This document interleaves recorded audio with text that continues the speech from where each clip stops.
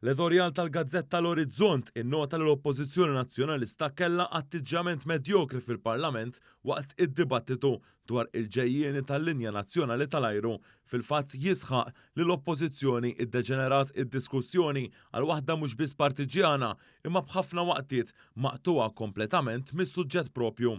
Ġie nnotat kif l-Oppożizzjoni flok diskussjoni serja u denja infexxet f'tajjir, attakki u akkużi bla sens li l-Gvern attwali kien li falla lil Malta.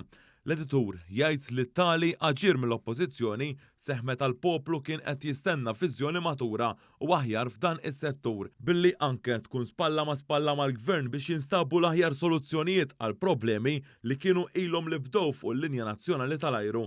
Intqal kif diskors ta' 25 minuta il-Kap Nazzjonalista Bernard Grech iddedika kważi terz minnu dwar l-Malta waqt li dan ġie deskritt bħala ħin moħħli li jindika nuqqas ta' viżjoni profonda li għandu l-Kap Nazzjonalista għal futur tal-linja nazzjonali tal-ajru. Min-naħa l-oħra, l-editorjal innota li l-Ministru Clyde Caruana għamel diskors dwar is-soluzzjoni biex pajjiżna ikollu linja nazzjonali tal-ajru.